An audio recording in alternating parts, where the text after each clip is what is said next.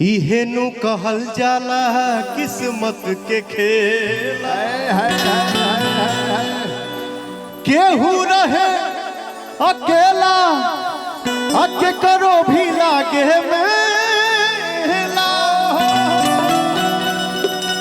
घीव के आस में जब तीसी तेल मिली तो जियरा में सोची कि कतना दिसेला।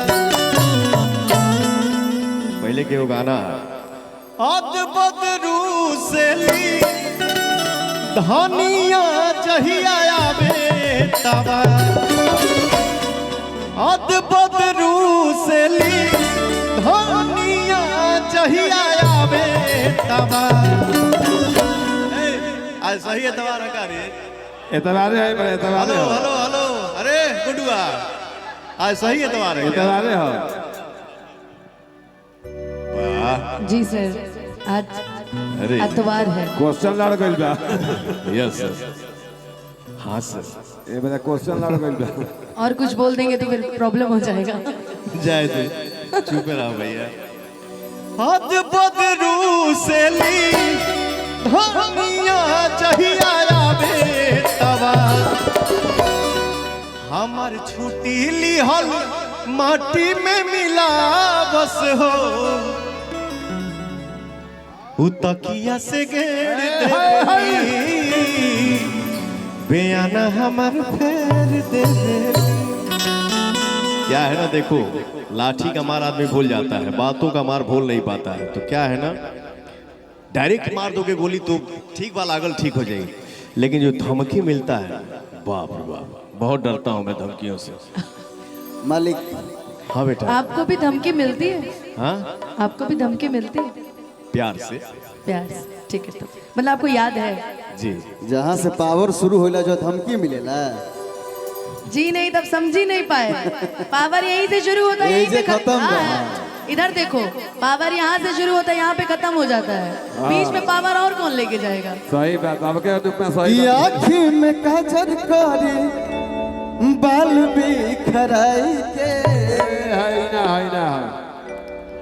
एक जोड़ी के बीच में एक जो आपने बोला ना, मुझे नहीं पता है पावर होता क्या है। जो आपने बोला पावर यहाँ से शुरू होता है, ठीक है, थोड़ा सा चिटपट वहाँ हो जाता है। बहुत डिस्टर्ब करते हो यार।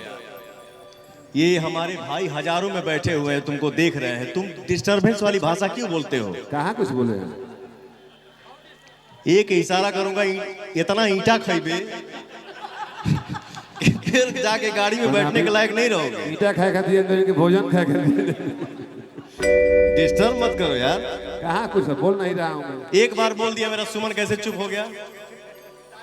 सुमन तो गईले घर में नहीं नहीं, सुमन भैया है। सुमन थोथुर साहब लगता बड़ी गर्मी तो कूल करा हो।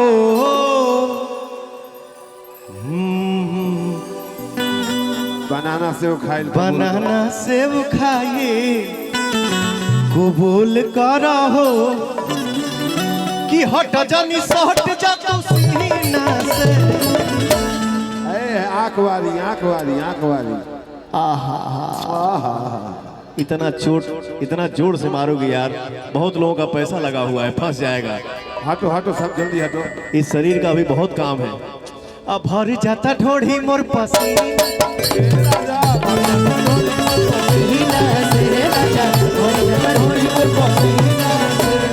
लगता बड़ी गर्मी तू कूल करा हो। बनाना सेव खाइल कबूल करा हो। हट जानी सट जा तू सीना से, हट जानी सट जा तू सीना से। अब भरी जाता ढोढ़ी मोर पसीना से, ढोढ़ी मोर पसीना से। होता नो तो भूल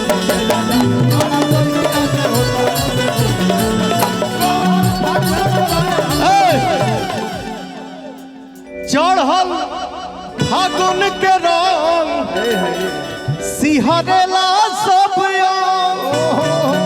चढ़ल फागुन के रंग सिहरेला सब हमार फेल भइल जाता सारा बुद्धि ये राजा, हमार फेल भइल जाता सारा बुद्धि ये राजा। अब बड़ा चोलिया में होता है खुदा गुदिए, बड़ा चोलिया में होता है खुदा गुदिए राजा, बड़ा चोलिया में होता है खुदा गुदिए राजा।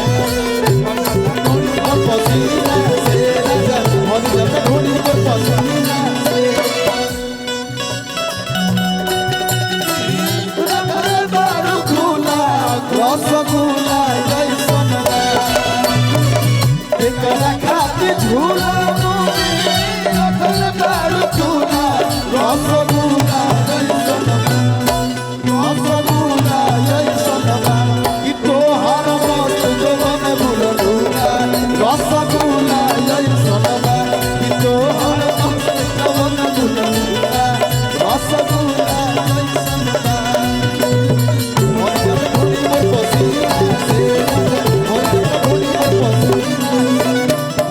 आज मौसम तो बनल बेसारा, आज मौसम तो बनल बेसारा, ए रानी एही में मूड भइल, ए रानी एही में मूड भइल गरम, ए रानी एही में मूड भइल गरम। आज मौसम तो बनल बेसारा, रानी एही में मूड भइल गरम, ए रानी एही में मूड भइल गरम, ए रानी एही में मूड भइल गरम। इंसान को जीवन में कभी भी खुशी मिलती है ना तो उसको रोकना नहीं चाहिए। मेरे भाई मुझे लगता है कि अपने आप को बहुत चाप के रखे हो, एक बार हिला के दिखा दो जा। इस शाहगंज की धरती पे पवन सिंह पहली बार आया है, मैं चाह रहा हूं कि मेरे भाई एक बार हिला के दिखा दो जा। हट जानी सट जा तू सीना से, हट जानी सट जा तू सीना से, अब हरी जाता ढोढ़ी मोर,